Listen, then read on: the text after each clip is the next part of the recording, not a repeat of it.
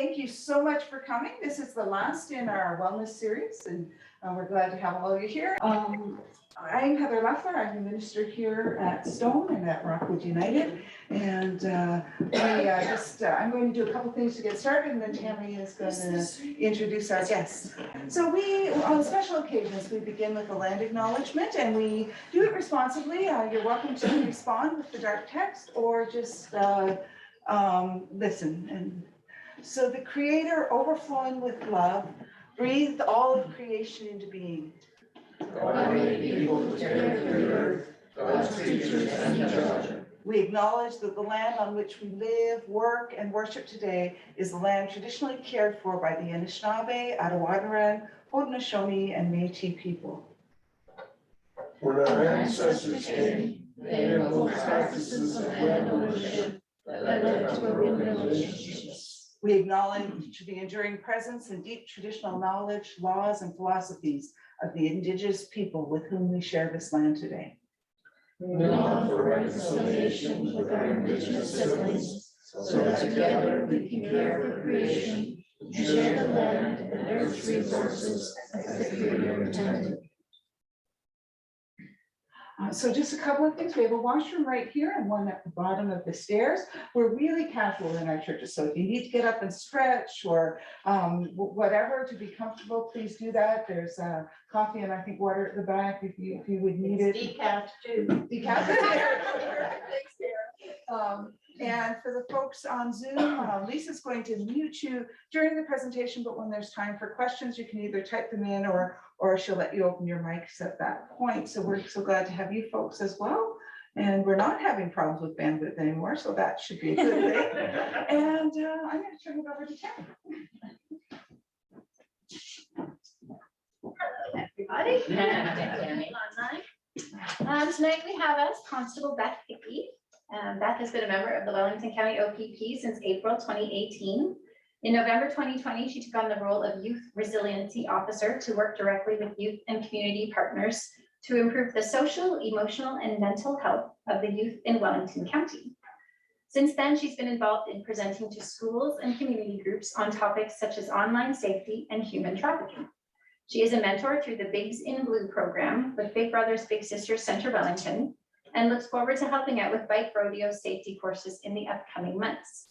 Prior to joining the OPP, Beth was the assistant head of year and high school biology teacher from 2007 to 2017 in London, England, where she worked with high need youth aged 11 to 18.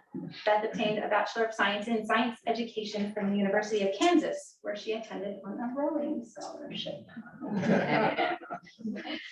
We also have Sarah Bowers-Peter. She's the program coordinator for Crime Stoppers Guelph, Wellington.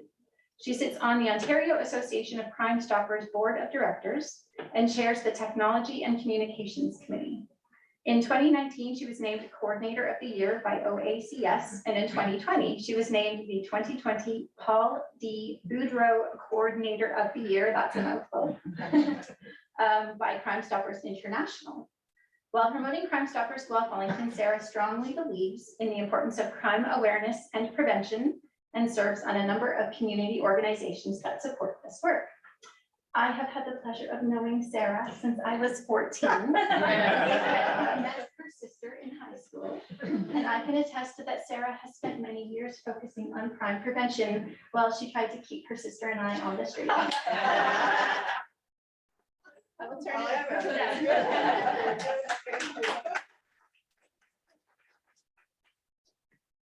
Thank you for the introductions, very much appreciated. We're so excited to be here tonight. This initiative is something that we're both very excited about and proud of. Come on in, just go ahead, you're good. It's something that is very responsive in that with the work that Beth has done in the schools and the work that I was doing in the schools, we knew that the kids were getting the messaging about cyber safety and the connection to human trafficking. But what we were realizing is that parents and guardians were not seeing that same connection. The kids were experiencing it and they were recognizing it when it happened, but our adults weren't necessarily seeing the same thing. So this concept is designed to be very simple. You can see the banners around with like 5 points on each. You've got the rack cards that we want you to take as well, and please, help yourself at the end to more of them. Beth also has a lot of resources here as well. But we felt it was really important to have simple, actionable, direct strategies for adults to understand what was happening with our young people so that they could have conversation and a plan, a strategy, so to speak, when dealing with this problem. Okay, because we like to start with a bit of a bang, we have this screen here. As you can see, this announcement was back in November of 2022. It was announced a Project Maverick. You can see there was 27 police services involved in the investigations related to this initiative, 255 investigations, 168 search warrants, over 1,000 devices were seized, 428 charges were laid, 107 people were charged between the ages of 18 and 86, 61 of victims were identified, and another 60 children were safeguarded. So that means wherever they were there, whether it was a family environment or not, it was not safe for them to be there, so they had to be removed. And 175 ongoing investigations. This is the result of 1 month of investigations. So you can see how impactful that is and why it's so important that we have these conversations, because there wasn't a lot of awareness, obviously, ramping up to this announcement. It was just simply a slice of what's happening in our communities. So before we get into the real meat and potatoes of this presentation, we want to give you an idea of the language we're going to be using. We're going to be referring to adults and youth as parents and children. We know that families look very different, and it could be guardians or grandparents or other family members, but for this presentation, that's what we're going to go with. We also know that we're going to talk about troubling subjects that include bullying, mental health, drug abuse, self-harm, physical and sexual assault. That is part and parcel of the subject matter. While traffickers and groomers can be male identifying or female identifying, our statistics at this point tell us that a majority of the offenders are classified as male. So we will be referencing them as male. If you need to step away, as you mentioned, very informal, take a moment, do what you need to do and feel comfortable. There are no dumb questions. And lastly, there are no dumb questions. Okay, you can't understand what you don't know. So, we have a police, I've got a couple of them here, we got bookends, but feel free to ask questions. We want to make sure that you leave here feeling really good about what you learned, and certainly it was worth your time to join us. We've already done our introductions. All right, we'll start with one simple question. Do you think right now you know how to have a conversation about cyber safety and human trafficking with a young person in your life? Okay. Want to start with that? Sure. So we're going to talk a little bit about language first, because there's some terms up here that might not be familiar with, but also just may have different definitions for them. So human trafficking, which is the topic that we're talking about today. So it's a legal practice of forcing individuals to work with a trafficker, profiting from their work. Okay. There's different forms of it. So sex trafficking, which we're going to primarily focus on in our presentation tonight, but there's other types of trafficking, such as labor trafficking, organ trafficking, and yeah, that's what it is. Those are the other two. A trafficker is the person who profits off of that person's labor. So someone who is controlling the money and controlling the individual. DMs stand for direct messages. So that's say on a social media platform or a gaming platform or something like that. An individual may ask them for, to send them a DM, which is a direct message only to that individual. So like on Facebook, it's Messenger. Yeah, on Facebook, it's Messenger. Twitter, you've got, your DMs, your messaging there. Platforms, and I know I'm very guilty of this. I will just talk about apps, but I kind of cover anything that is in the social media kind of realm. So that includes apps, gaming, anything where you're directly involving someone or directly talking to someone on social media. Recruiting is how a victim of human trafficking is engaged by traffickers. And grooming is the process of building trust between the victim and the trafficker. And this can take weeks months, or even years. So we had an instance where, you know, someone started grooming an 8-year-old, and it wasn't until they were 16 when finally they were kind of lured away from their home. So these things don't happen overnight. It usually occurs over a long period of time. Covered that one, that's okay. So when we talk about sex trafficking, there is a process. And as Beth mentioned, they're methodical. They will take their time. There's a lot of money to be made in this. They don't mind taking the months or years required to invest in their victims. So with grooming, they will develop a relationship with the victim. They move into what's called the game, and that is a process of breaking down someone's defenses and their ability to think for themselves. Think of it as like deprogramming a person, so that they will control how the victim will dress, how they will force them into sex acts or sex acts that they are not comfortable doing. They will introduce drugs to ensure compliance or dominance over their victim. Because of that, often addiction can be a result of that exposure. Physical assault and sexual assault is a reality of victims in these scenarios, simply because again, it's control and dominance over the victim. We also know sexually transmitted diseases are prevalent as well. Mental health becomes problematic. There's the thoughts of self-harm and suicide, and just that whole feeling of not being able to make decisions for themselves. So again, it's a very methodical process. We know for females, there's the risk of pregnancy. A majority are classified as missing persons because their family doesn't know where they are, so they are classified as missing. A few of them are able to leave and return to their lives before grooming, but that is a very small portion of the victims from what the stats are telling us at this time. Anything you want to add to that one, Beth? Yeah. Okay. So, as we said, not an easy topic, based on that last slide especially, not an easy topic. So that said, I was at a presentation today, and if you don't talk about these things with your young person, then someone will fill that void. And the person who fills that void might not be the positive role model that you want. So it's really important that you have these discussions with your youth, because somebody else is going to do it if not.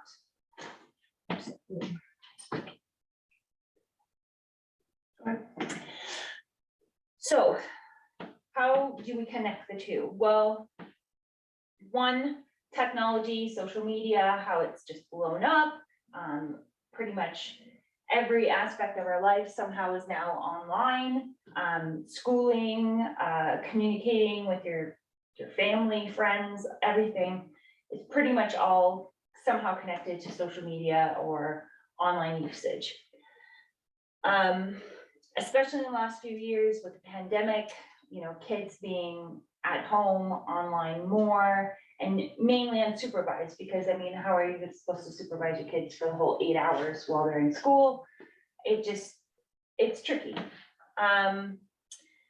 There are some things that you can do, things like privacy control, just monitoring screen time. So if they are going to be on the computer for 8 hours while they're doing their schooling from home, you know, they're in not their rooms, tucked away by themselves, but they're in an open area of the house where you can kind of wander by and check to make sure that they're doing what they're supposed to be doing.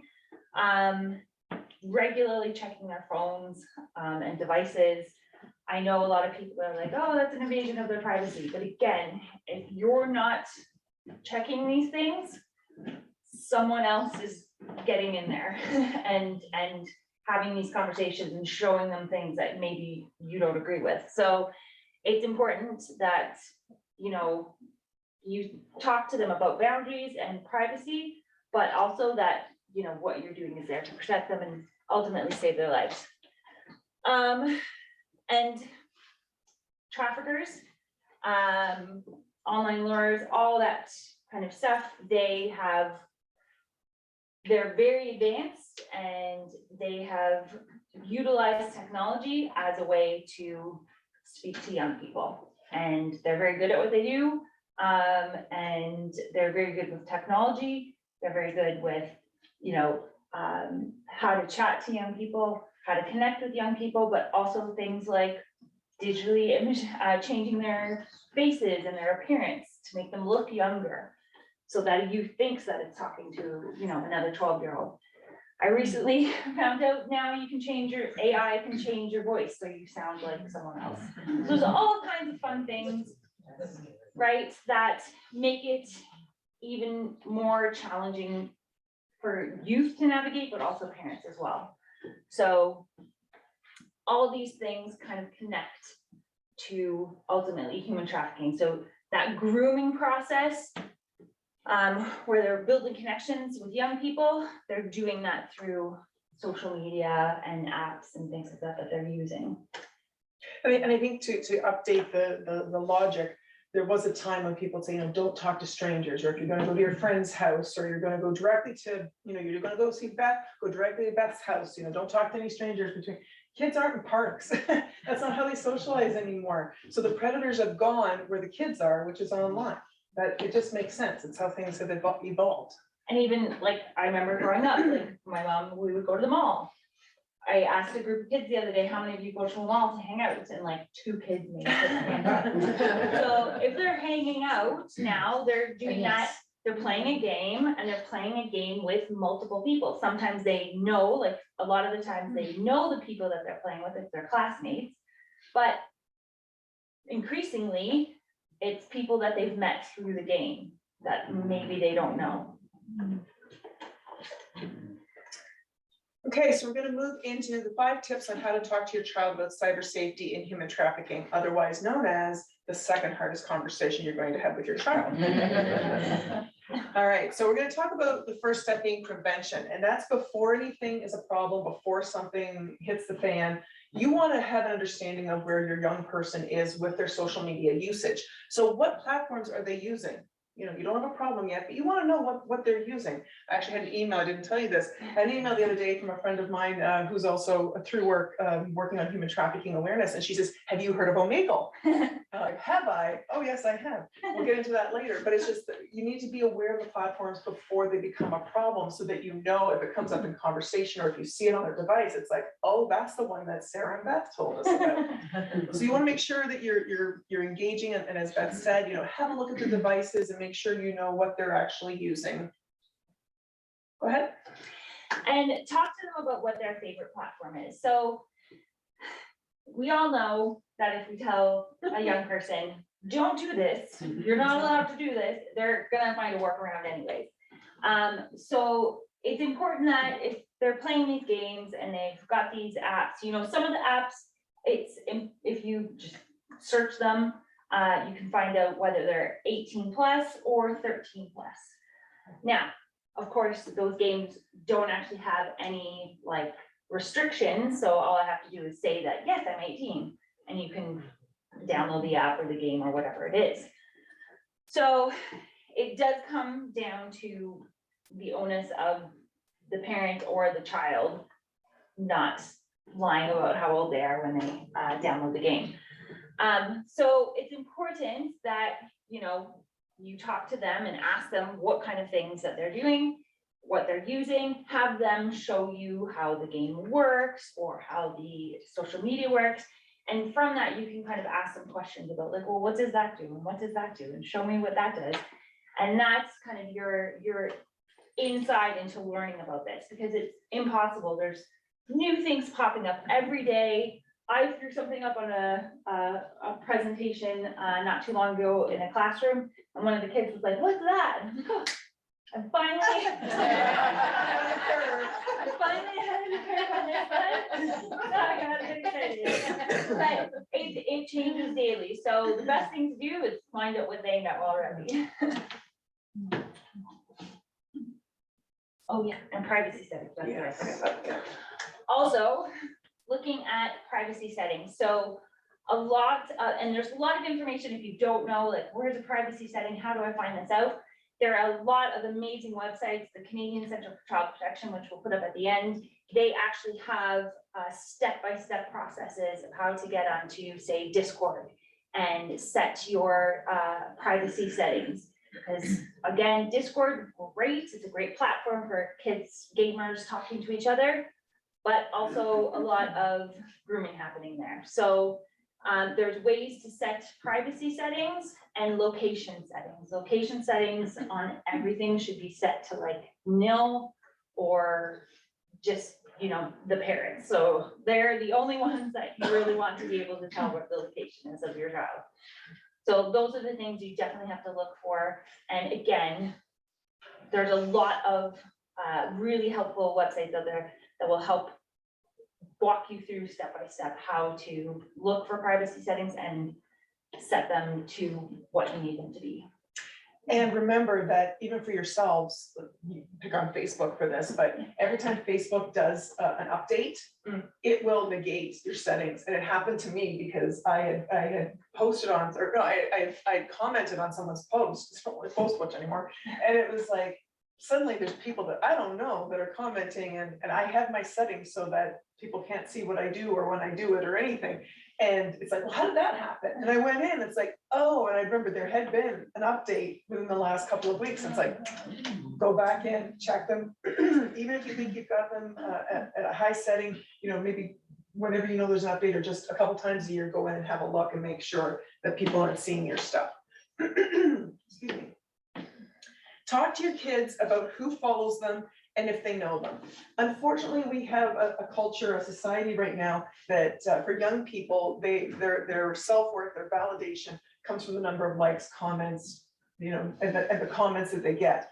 That's what tells them. It's like the Kardashian effect, where if you don't have lots of followers, if you don't have lots of people commenting, you're not necessarily cutting it. So you want to have a conversation with your young people about who is actually following them. Most young people will allow anyone, especially because they like Instagram. You know, I'll let anybody follow me. I don't care because I want that big number count. Unfortunately, we know that a lot of these people that are following young people are predators. That's not being dramatic. That's an actual fact. So we want to make sure our young people understand without traumatizing them. And I can't state that enough, that it is important to understand who it is. If you're saying, you know, it's not just family members, it's not just people on my hockey team, it's not just people in my classroom, it's friends of friends of friends. Okay, well, this is a 45-year-old guy. This is who this is following you now. So you want to have that conversation and let them know that there's going to be people who reach out to them through DMs and sending them messages, inappropriate requests, asking for images and sending inappropriate images. The big thing here, I'm gonna let Beth take it over in a minute, is how to deal with that when it happens and let your young person know that, especially if they didn't ask for that photo, they've done nothing wrong. If someone is sending it to them. So I'll let you take it over and say what to do when they get that photo in their DMs. Yeah, so if they do receive an inappropriate photo or even a request for an inappropriate photo, it's important that if it is something that you're going to bring to the police, don't delete it, even though the gut reaction would be to delete it. Please, if you can, take a copy of it. You can screenshot or take a copy of that and let the police know. If you can have copies of the conversations that led up to it as well, that's really important. But it's important. So what I tell my young people when I'm in the schools is, you know, come off the device, talk to your safe adults in your life, and you know, don't carry on the conversation with the person. Yeah, they're not gonna get into trouble because it was sent to them. Absolutely, yeah. It's not their fault. They're receiving these messages or these requests. It's just how these groomers work. They're trying to, you know, test boundaries and exploit natural curiosities of young people, and that's one of the ways that they do that. So it's also one of the early stages of grooming is to desensitize a young person to an intimate image. So the first time you see an image of someone's genitalia, it's like, oh my gosh. But after you've seen it 4 or 5 times, it's not so shocking. That's a stage of grooming, is to desensitize them to that type of imagery. yeah, and it's really important, you know, they're young. prefrontal cortexes aren't fully developed yet, so mistakes are going to be made, but it's really important that they can come to you and tell you anything, even if they have made a bit of a mistake. It's important that they can be open and talk with you, and that you will be calm, regardless of what it is. You will be calm and understanding, and from there can seek out the appropriate channels for help. Work that poker face. Yeah.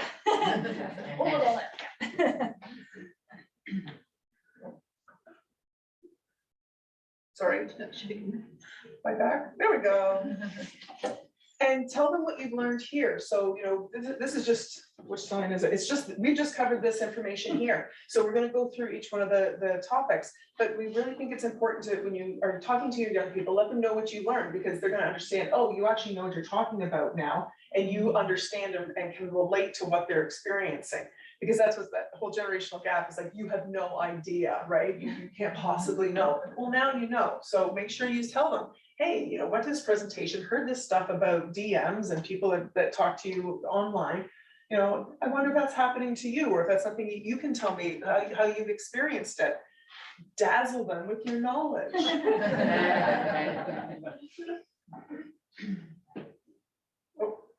here we go. Okay. All right, moving on to our next topic, the 5 ideas. Do you want to talk about this one? Sure. Yeah. So one of the ways that you can address this, especially if you've got a young person, this is usually for like parents who are just introducing devices to their children, is to have a device contract. I actually have some printed off up here. We also have digital versions on the Crime Stoppers Guelph Wellington website. If you want to check it out, you can print them off for yourself. The idea is that this is an agreement. Oh, thanks, hon. This is an agreement that you enter into to say, you know, Beth, you're going to get a device, but we're going to fill this out together, and you're going to see that these are the expectations, and we're both going to know what the consequences are if you don't follow through with the expectations. And some people might say, like, that seems lame.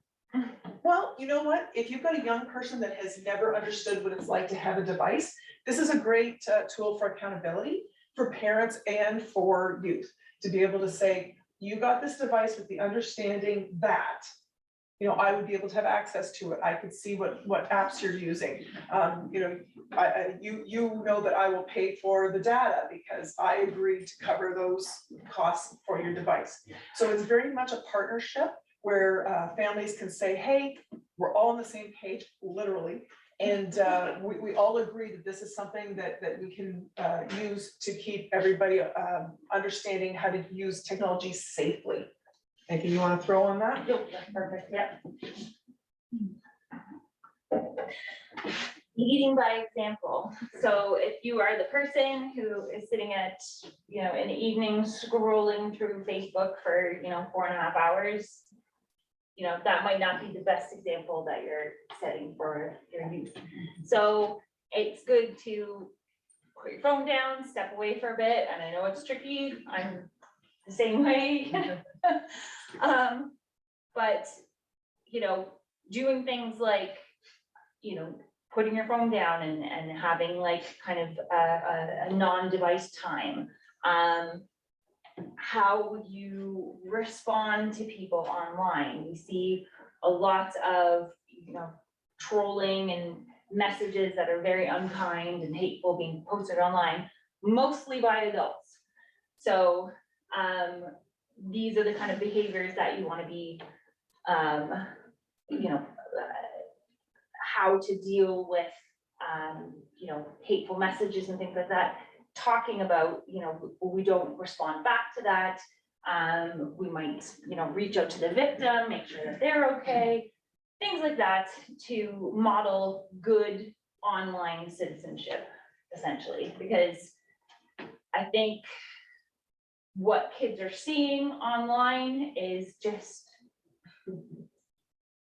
A lot of bad behavior. yeah, a lot of poor behavior, essentially, and no kind of etiquette. So it's important that we're modeling this good etiquette for them, or if we aren't modeling it ourselves, finding other people who model that good behavior and like trying to introduce that more into our young person's everyday life. Oh yeah, the thing. I didn't bring my think vouchers. So I encourage my young people that I talk to think. So is it before they send or post or anything like that? Is it true? Is it hurtful? Is it illegal? Is it necessary? And is it kind? So think before you vote. I love that. So good. Okay, so back to our followers. When you're having the conversation about followers, giving your kids strategy as to how to deal with people who interact with them is really important. So as we mentioned before, what they should do if someone sends them an inappropriate photo or asks them to provide an inappropriate photo. If someone asks your child to join them on a different social media platform, so going back to that comment I made about Omegle, so you could start over here on Instagram, and we're chatting on Instagram.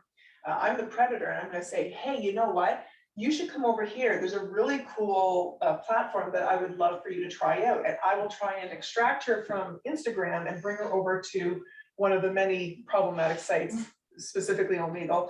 And then you're going to be able to not have parental eyes on conversations. They're going to be a little more controlled and be exposed to a lot more things that you definitely don't want them exposed to. Or ask to meet your child in person. And that, of course, is very dangerous and something we want to avoid. But again, have these conversations. What should they be doing? They should be talking to their trusted adult. And maybe it's not a parent or a grandparent or a family member. Maybe it's a teacher or a coach or a mentor or a school resource officer if they have one at their school, and be able to have someone that they can go and reach out to. So don't be offended if you're not the go-to person, as long as they have someone that is. Anything you want to layer on that? Yeah, and just about like having these people kind of reaching out to your child, I guarantee that it probably already happened to them. I know that's a bit of a scary thing to hear, but I was in a grade 4 classroom not too long ago and was talking about this and talking about, you know, what if someone asks to see you in your pajamas? And one of the grade 4s was like, oh yeah, that happened to me. She's like, some guy asked to see my stomach. He wanted to see my stomach. So it's, yeah, it's happening. And it's happening at, unfortunately, an alarming rate. The meet in person too, it might not kind of start with that, but now with all these live streaming, like Omegle, like Twitch, all these things that, so you're meeting in person virtually. Zoom is more of a platform for business and things like that, but it's the same kind of idea. It's this video chat idea. So Twitch is one that is really big in the gaming community. So they'll kind of watch each other play games. I don't get it either, but that's the thing. So they kind of play games together. But then from there, you get this grooming behavior and Relationship building. And then what might happen is the youth might engage in an act that they didn't know was being recorded, and then that is used to then exploit the young person. So now they're coming back and saying, I'm going to share this video if you don't come and meet with me, if you don't give me another video, if you don't do this or that. So, And those images and videos also end up on porn sites as well. yes. So, which are highly sought out Yeah. for young people. Yeah. If you search for Omegle leaks, you will find popping up in your search engine. That you don't want to. You Yeah, don't do want that. to. Don't do it. You don't want to be traumatized, don't do it, but it's, yeah, it's a thing. And as far as how fast this happens, I know that there's an organization in the US where they have a woman who she's in her 30s, but they take photos of her and they digitally manipulate her image to make her look younger. And the first time they did this and posted her information and started an account online, you know the one I'm talking about? Isn't it amazing? That's kind of freaky. But anyway, I'll continue on for the rest of the room. The idea is they post her and they give her a fake persona. So her name is Brittany, just for sake of argument. And they say, you know, she's 15 years old, and they've got all kinds of comments. They create fake friends, so it looks like she has this very full presence on social media. And they said, like, how long do you think it's going to take for there to be an inappropriate request from a predator. And it was something like, within like 5 minutes, it was like ping, ping, ping, ping, ping. So then they said, okay, let's try this again. And I think they aged her down to 8 or something like that, wasn't it? Like, and then you just get mad because now you're, you can see where someone says, oh, you're 15, 16, still a child, folks, still a child. But when they went to 8, and it actually was worse because the child was that much younger. And it was within seconds, the account was being sent inappropriate images and requesting inappropriate images within seconds of it being posted.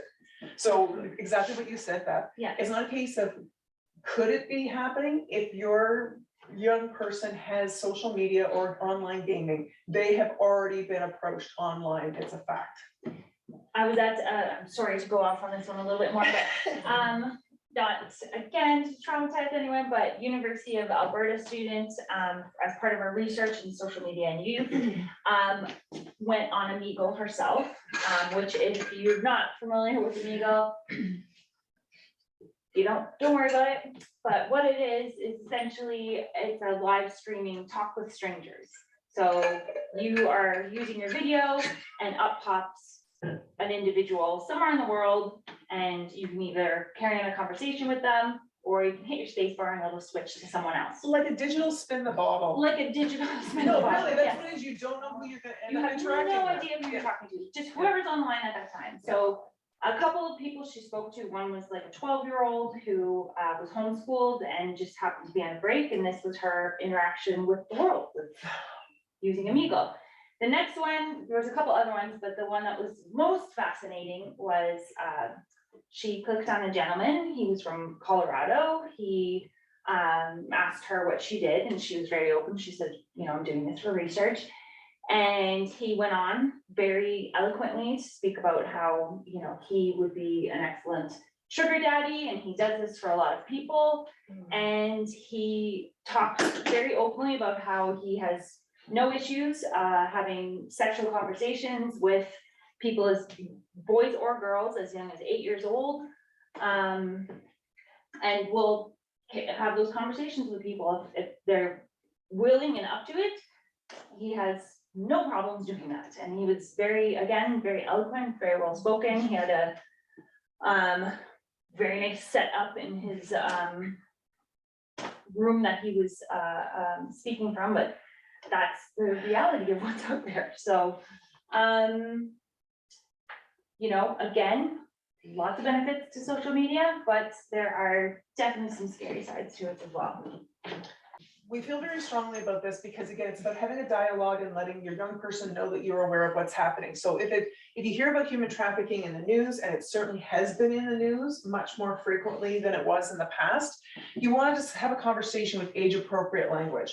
So, we're being very mindful of the fact that we have varying age groups in the room, and we want to make sure that people understand, but we don't want to be too deep into some of the realities.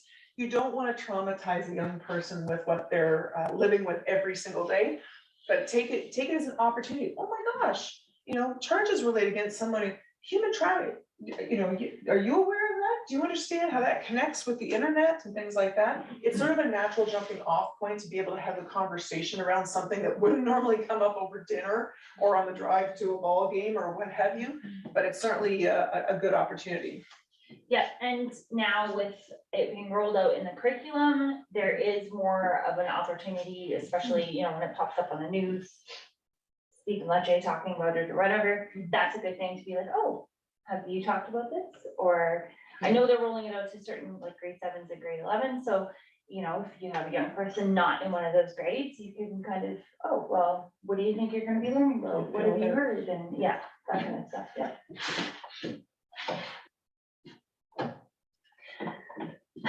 And this is the tricky bit. Ask them to share when someone approaches them with DMs, with messages, asking them to send a nude. I always teach my young people, again, the Canadian Center for Child Protection has this excellent website, don'tgetsextorted.ca, and you can download a naked mole rat. So they can download pictures of naked mole rats. So if someone says, send me a nude, you can go, okay, you can send them a nude mole rat. Yeah. So, that's some ways of combating it a little bit with humor and, but also gets the young people a little bit more engaged, but also more likely to be like, hey, look at, I just sent someone a naked mole rat because they were asking me for nudes. Isn't this crazy? And you could go, yeah, it's crazy, while you're kind of panicking inside. Save the panicking for later. Ask them if they have questions about human trafficking. Again, like when it pops up or if it comes up again, you know, part of the curriculum now includes human trafficking. So if it comes up in that kind of talk about the curriculum, that's a good opportunity to do that. Ask them to show you their privacy settings. So like I said, there are a lot of websites that kind of list step by step how to do that. But usually these young people know how to set their privacy settings and have experienced, you know, creepy people sending them messages and have then changed their privacy settings from there. I know most of the kids, when I talk to them about Snapchats, one of the things I can pull up is something called Snap Map.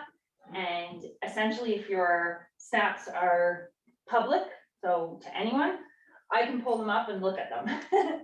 So I usually kind of pull it up and see, all right, who's got a public Snap account? And thankfully, other than one of the teachers in the school, which was fine, it was kind of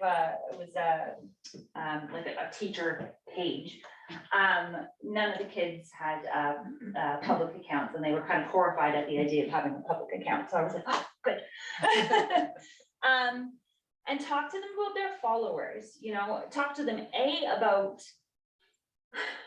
your self-worth isn't linked to how many people are following you. And a lot of young people feel exactly that way. Like they'll look at their friend who has, you know, 50 followers and they only have 10. And then they're questioning, well, why do they have 50 followers and I only have 10? So talk to them and you know, let them know it's not important how many people are following you. You know, it's about the quality of the people that are following you. And also, how do they know those people that are following them? Are those 10 people just random people that ask to follow them, or are they someone they know physically from school, their hockey team, their volleyball team, whatever it is? So how do they know these people? That's very important. We could probably go down a rabbit hole when it comes down to the logic about why it's important for a young person to have followers. And when you see the comments, you know, it's like, oh my God, you're so cute, and you know, you look sexy, you look gorgeous, you know, fire emojis, heart eye emojis, like all of that stuff. It's almost like a little hit of dopamine every time. Yeah. To sit there and go, oh, they liked it, oh, they liked it, oh, they liked it. And then you can see how that could easily become an addictive pattern where it's like, I have to keep posting that because it made me feel good. And that's the only time I feel good sometimes during the day. Again, we're not trying to, at least I'm not going to delve into mental health. That's not my lane. But to be able to say there is a real connection for a young person that's wanting that type of interaction of what it does for them, that you need to acknowledge.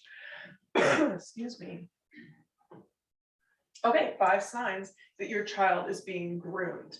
So now we're moving into that last, you know, we never want to get there, but I think if people understood what grooming looks like, you want to get out ahead of it and stop it before it gets out of control. I'll do that one too.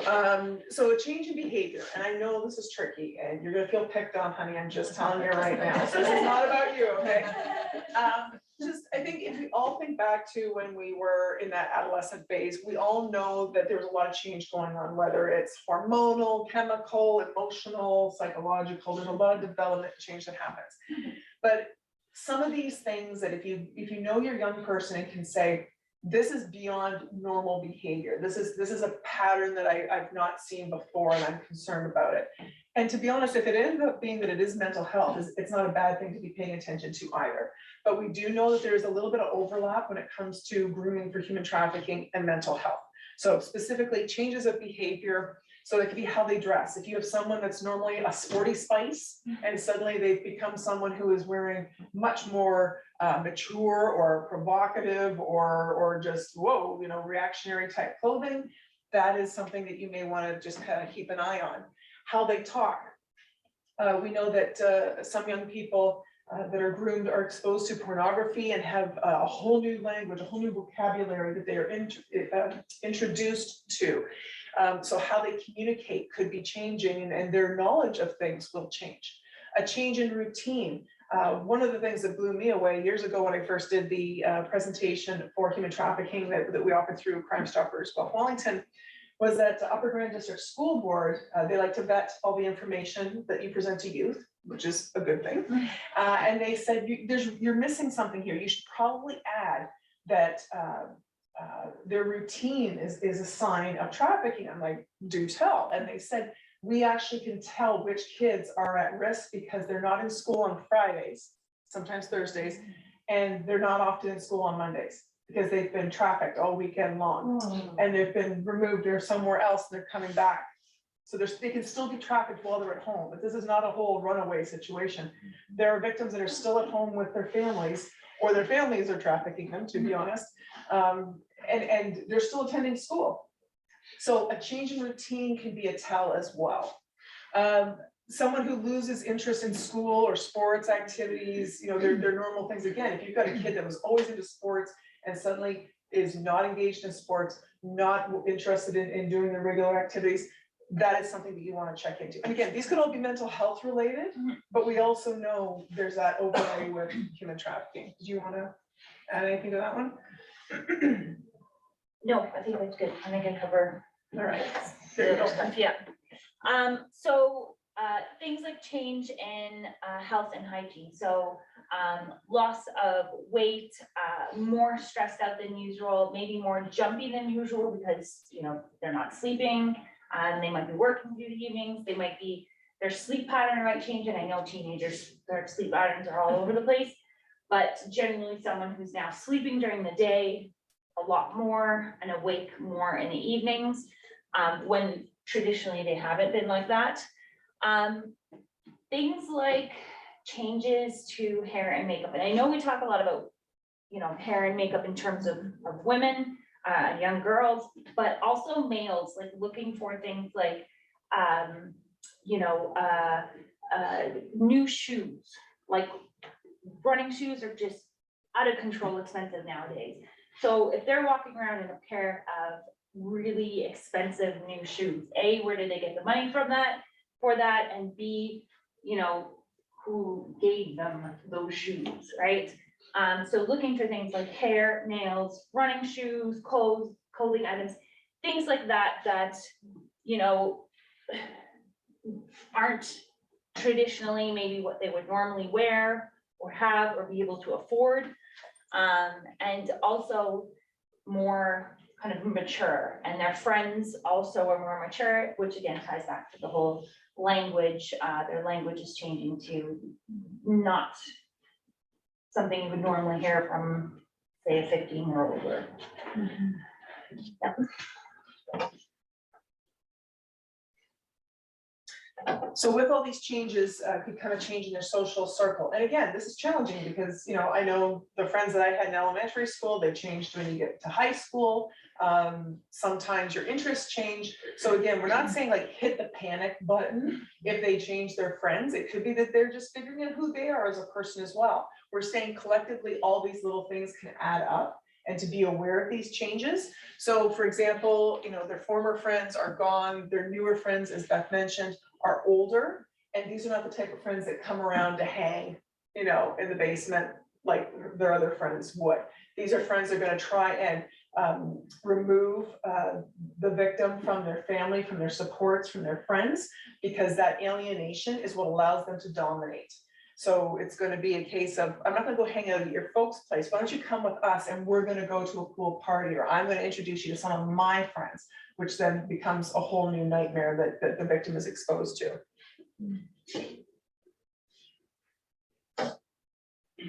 Again, changes in personality. So they're becoming a lot more secretive. Even if you traditionally had a very good relationship, that relationship is now strained, usually because the trafficker is in the grooming process, trying to alienate that individual from their family. So it essentially makes it easier in the long run for them to kind of leave their family. So, you know, we had a situation where a young person had a good relationship with their mom, and then, you know, over time, this trafficker kept saying, oh, well, you know, she would mention something that her mom did. Oh, that's really, you know, your mom should be doing that, and you know, you shouldn't be taking that from your mom. Like you should, you're 14, you can have, you know, more freedom than that. And it's that kind of slow over time that suddenly creates that alienation between the young person and their family, but also their friends as well. So it could be their friendship group, because their friends might see, this is weird, what are you doing? And the trafficker makes it more dependent on them. So now, whereas they might have been a bubbly, outgoing person, they're now solely dependent on this one person or this one group of friends, because it might be, you know, the trafficker and then a couple other individuals who are helping out with the grooming. And these traffickers are really trying to put themselves at the center of the victim's universe. Like, you know, they can't make decisions without them. The loyalty is to the trafficker. So when we see things like can't keep stories straight, the reasoning there is because they're telling lies to cover for this new relationship. They're trying to, you know, explain that they're not going to their friend's house that mom and dad know. They're going to their new friend's house, who is grooming and trafficking them eventually. So that stress too is a lot for a young person. And things like, you know, the young person may become addicted to drugs or alcohol, which is again a way of coercive control of that individual. And now they feel very shameful because, well, one, they might be using drugs or addicted to drugs, and that the trafficker is controlling their usage.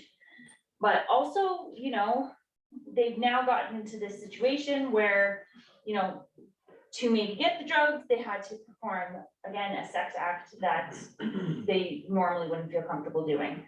So there's that kind of shame in feeling all these things, and it's, you know, being aware of that, that they're, you know, being defensive and you know, secretive. It might be from, you know, they feel shameful for what they've done as well.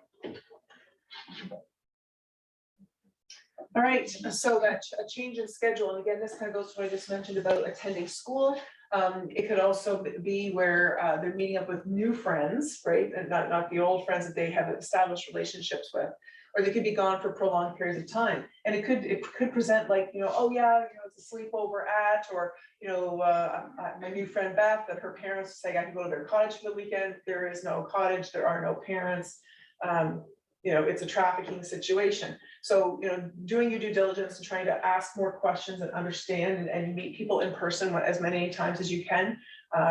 There are some, you know, I know of situations where traffickers have met and interacted with family members, and they've been able to pull off the whole charade for family, but it is difficult to maintain that. Yeah. But anything that you see that's a change in schedule could be something that's tied into human trafficking as well.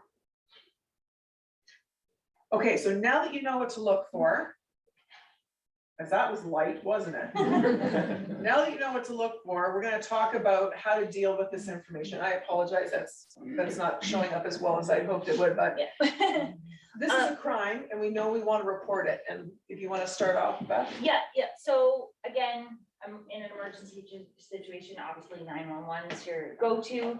If you're looking more for advice or reporting, we do have a non-emergency number. So it's 1-888-310-1122. That's across the board for all police services.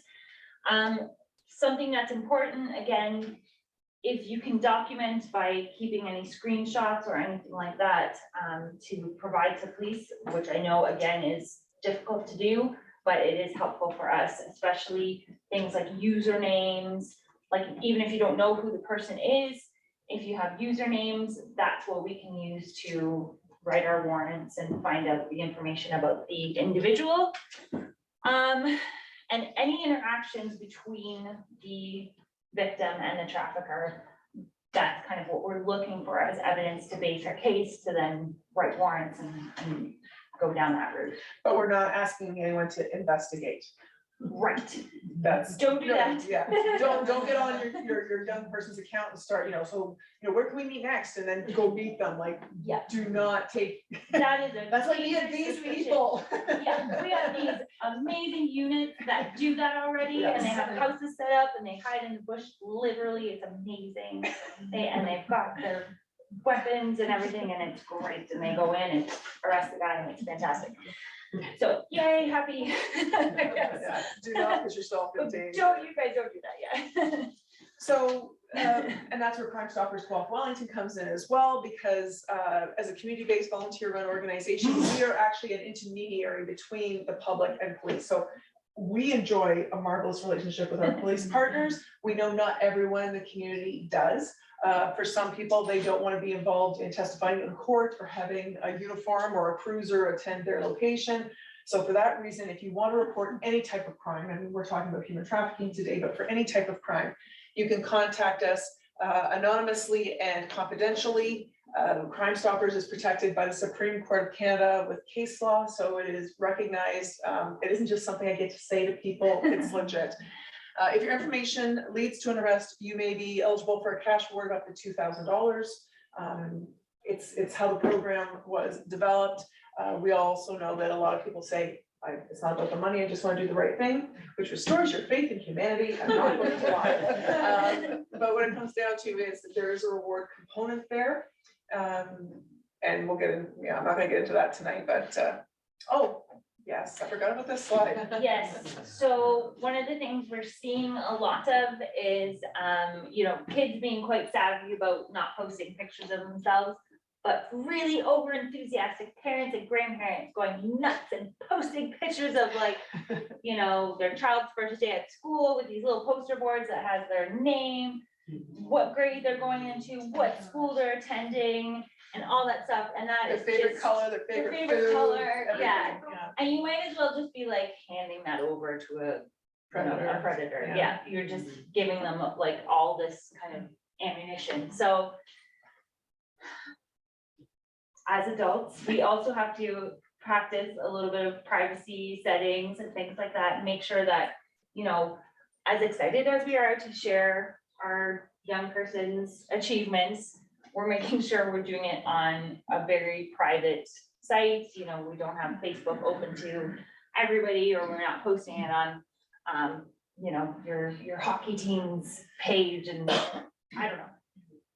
You're not oversharing essentially, because, and I see it all the time. I see friends of my own who are on Facebook and they've got the picture of their kids and they're so excited. And I'm like, please don't share that.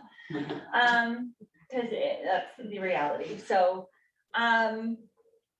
yeah, think before you get really excited and post pictures of your young people. And the other one that I see, and I know my kids are older, but the one thing I remember parents of my generation posting was like, here they are in front of the school. Yeah. Yeah. At ABC Smith School. It's like, oh, I know where to go get that kid at ABC Smith School. Or the hoodies, the shirts that say what school you go to or class or whatever. That's great and everything, but don't be putting it all over social media. And we're not trying to be Debbie Downers here. Obviously, you want to have photos of your young people and you're proud of them. Text them to each other instead of putting it on a social media platform. Because, like Beth has said, if it's an open source, option for people, anybody can see it. The last thing you would ever want to know is that, a young person you loved was kidnapped or something happened to them because somebody got information through you to find this person, this child. And then on the right hand side there, the other thing is we really have a whole new generation of young people that have a presence that never agreed to have a social media presence, right? So I was introduced to Facebook as a full-grown adult. My kids got social media when they were in their teens. So they were actually able to decide for themselves, again, frontal lobe development aside, but they were able to make those decisions for themselves. You know, in this case, that infant has no say in whether or not it's going to be online. So it's gonna be very interesting to see in the coming years what that means, because just because my mom decided to post my photos from the time literally I was born, you know, now I've got this whole history of information online that I had no say in it. So just more of a scientific kind of, you know. All right, so now that we've kind of gone through all that, we know you're going to have questions. We can go ahead and go and do those ones, Beth. Yeah, so just a couple ones that we generally see. So explicit image on their phone, what should we do? And is it a photo that they took themselves, or is it a photo that was sent to them? So those are the kind of two situations we're seeing right now. If it's a photo that was sent to them, don't panic. Do take a screenshot of the image and report it to the police, but assure the youth that they've done nothing wrong. If it's a photo that the youth took of themselves and maybe have shared with someone else, again, don't panic. In this case, you don't need to report it to the police unless that image has been shared and then shared again. If the youth has consensually sent the photo to an individual, if it's another youth, okay, that is somewhat consensually. As long as that youth doesn't share the photo, then it's kind of within. Unfortunately, online dating is going to become a thing, and they're going to be sending pictures to each other. It's happening. However, if that young person then shares the photo with, you know, the rest of his classmates, that is not allowed. So that's distribution of minute-to-minute, you can't do that. So in that case, you may want to bring it up with either the school if it was shared within the school, or you can bring it to police, and you know, we have charged young people for doing that. Again, the important thing is, you know, let your child know that they haven't done this, that they're not in trouble. It's, again, you know, it takes about 0.5 seconds to send a photo. If they're not really thinking, no prefrontal cortex, they might do it just, you know, without really thinking about it and without really thinking about the consequences, as you do with anything. Now, if they send that photo, again, consensually, but they send it to an adult, you definitely want to speak to the police about that, because that one's not allowed at all. And yeah, we will be taking care of that. Beth, when you say the police, do you mean, so in the Guelph area, for instance, and mine are older now, young adults, but do you tell them to call like the Guelph non-emergency number, or that 1-888 number, not the tip number, but that other one that was posted? Well, there's a couple things you can do. If they're if it's in the Guelph kind of catchment area, then yeah, you would contact Guelph police. 824-1212. Yeah, that number. I mean, if you call the 1-888-10, they'll usually link you over back to Guelph once they realize. But and same with Guelph. If you call Guelph, they'll boot you over to us. So that's fine. Unless they're within the OPP jurisdiction, then that would be. Oh, that's what she's saying. They'll one way or the other, they'll send you where you need to go. Yeah, one way or another, they'll get you to where you need to be, and yeah, you can talk to a police officer and then go from there. We'll open an investigation and go from there. And what age group? Sorry, you're finishing your stream. No, I was trying to think where I was going with that, but yeah, go ahead. What was the name of the Omegle? Amigo? Yeah. Yeah, I was just curious. Okay. How do you spell it? Omegle. And there's a whole bunch of variations. There's Shagamigo. And a whole bunch of other ones that have come off of it. So, you know, yeah. And what age group are you seeing that stops at, like before 21? I'm actually just gonna if we just finish, we're gonna open it up so everybody can ask questions. Sure. If you Yeah. just wanna finish the last sure. one, and then we're into questions, okay? Child privacy. Oh, yeah. Oh, So, sorry, what? when your ask child me a asks you question, a question, you can't yeah. answer. Yeah, if your child asks you a question and you can't answer, that's not unusual. Just tell them you get back to them with the answer and start reaching out to all your tech savvy friends and ask them to talk to them, or you know what, call us and Yeah. call us. Canadian Center for Child Protection, which we'll put up at the end, they have tons of resources. I have some stuff up here from them. Just fountains of knowledge, and they cover all this kind of stuff, so they're really good too. There is an answer out there, even if you don't have it right at that moment. Yep. Okay, Privacy. and don't want to invade your child's privacy. So you own the phone. There's no way that a kid is paying for their iPhone or their Samsung or whatever it is. So technically you own their phone. They do by law have like, you know,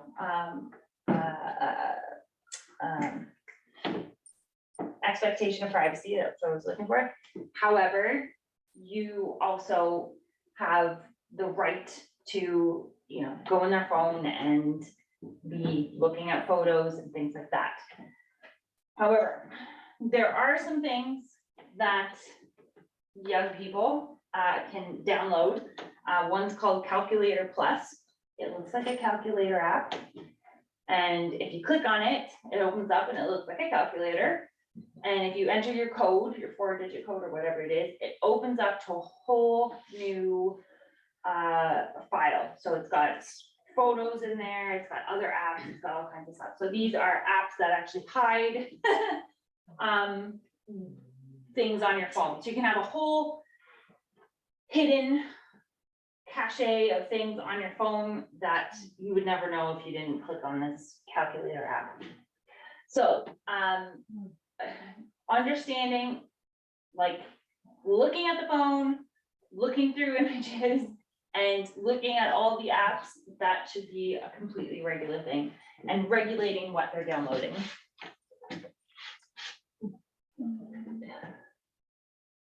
There we go. Yeah, those are the reasons. We can just leave those up there. Oh, Yeah. sorry. I double bounced again. Hang on, I can go back. Extra cookie. I know, cookie finger. Oh, okay, there we go. Thank you. Remembered I could use the keyboard. So these are all the resources that were used to create this PowerPoint. The one thing I wanted to just say in wrapping up, so we can get to questions, is the fact that parenting has changed so much. Like when I talk to my mom about, you know, what she experienced raising myself and my sister, it's a quantum leap difference. Like for parents now, it's not just about, you know, keeping your child safe, fed, clothed, sheltered. There's a whole new level of risk that our children are exposed to every single day. And for people that are just like, you know, about the invasion of privacy and things like that, you know, I can't even deal with the technology, and they just abdicate when it comes to the devices. You would not leave your young person unattended on the main street of any town. And yet we give them devices and are okay with them using them, and they have access to people around the world. So we have to be better as the parents and the caregivers to be involved and do the hard work. And tonight, actually, thank you for coming, because this is the beginning of the work, because it's necessary to keep our kids safe. It's not just about vaccination or doctor's visits or keeping them safe when they're going to and from school. There's a lot more to it now. Anything you wanna? Nope, I think, yeah. We'll just throw the questions then, 'cause we know I dumped a lot on you there, so feel free. It is overwhelming. Like, I've been a long time single parent. I've got twin boys that are 21 and they live with me. They're working on apprenticeships, but sometimes I hear clicking going on. And you know, they might be bare skin from the chest up, right? Just because that's how they are at night. But I think sometimes they do it with friends on Snapchat. Yeah. It's a way maybe to let them, their buddy or so-and-so know that they're home, they're accounted for.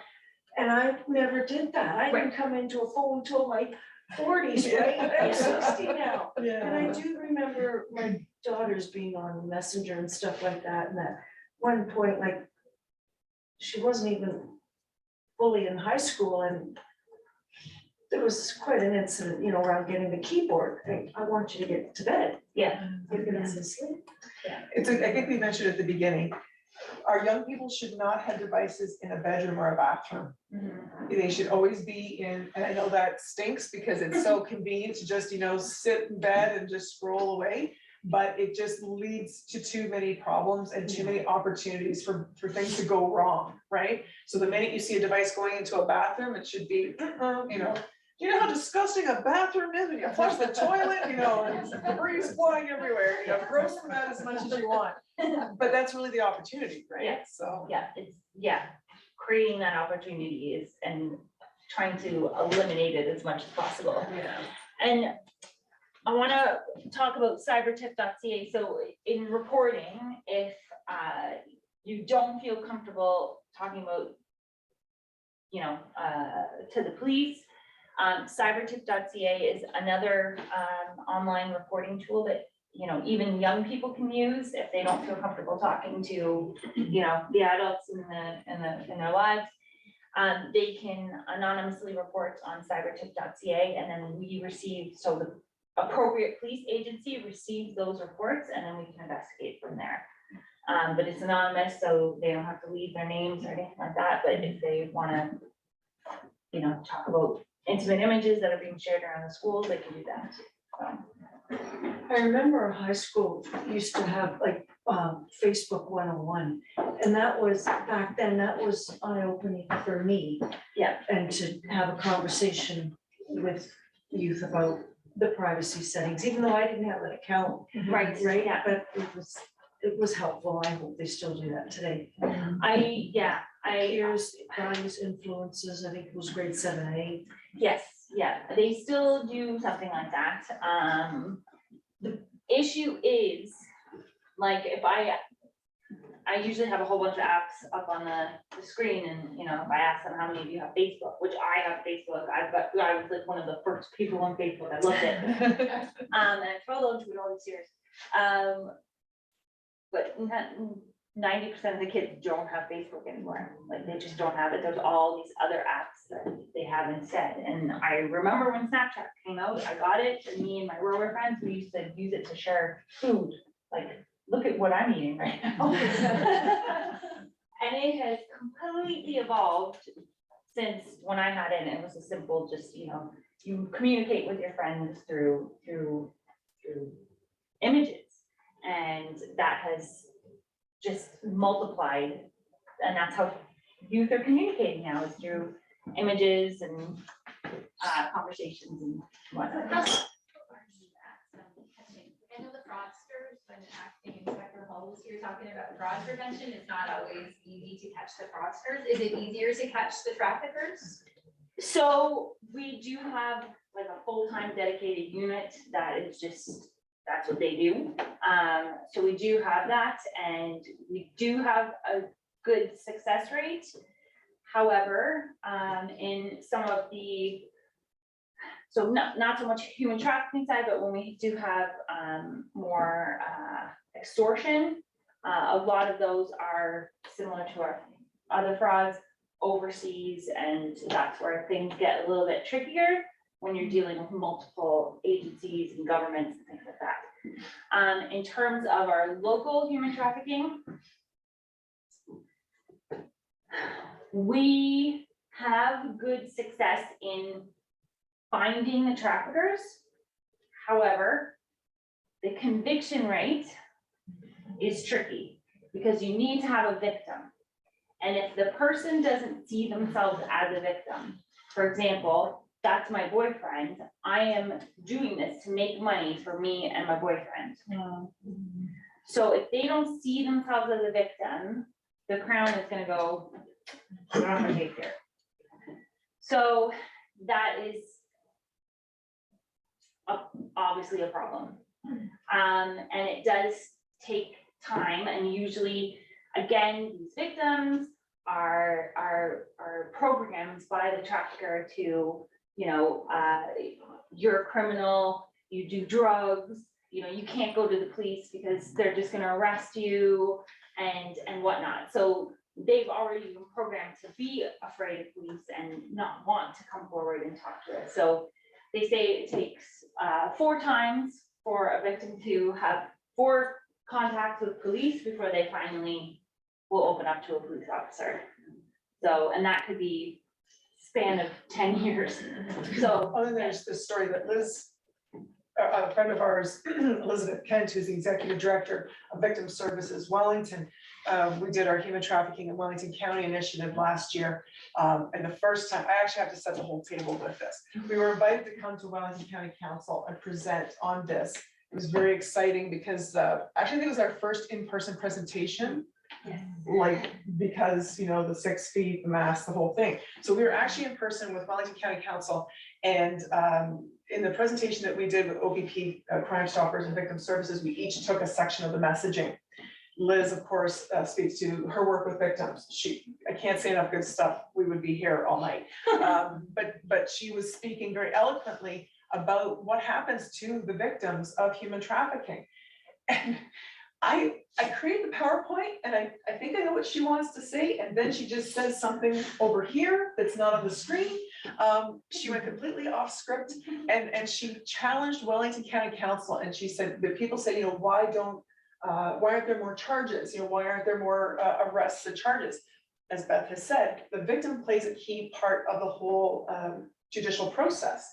So there's Liz standing there, and she says to Wellington County Council, how many of you, you know, this is about the number of people we would have in a courtroom. Imagine if I said to you, you have to share your last sexual experience.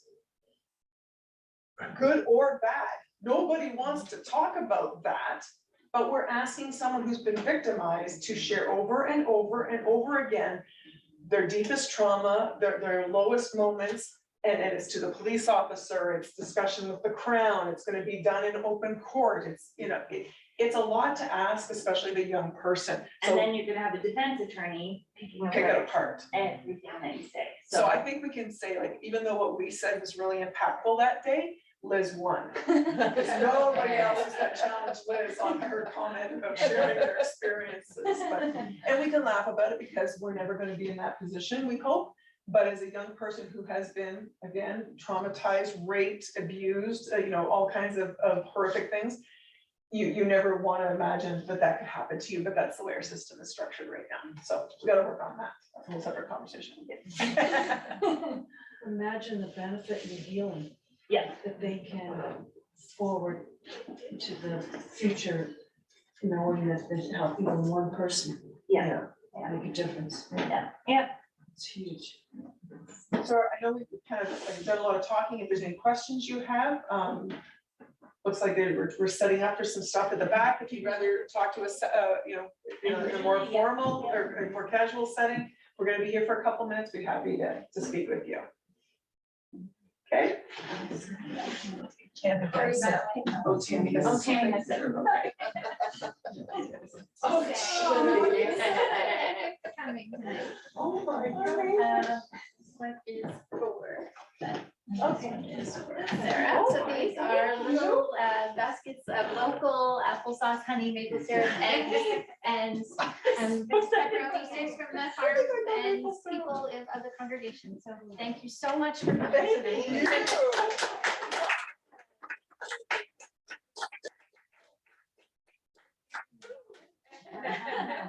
And it horrifies me as somebody who lives in a small town to think that this could possibly be happening, but Lise is well connected with Rockwood Centennial, and I'm sure she could probably list off several instances that this happens. It does happen in our community, and we have to open our eyes to it, and we're so grateful for the specific, concrete tips and advice that you gave tonight. So thank you so much. Thank you.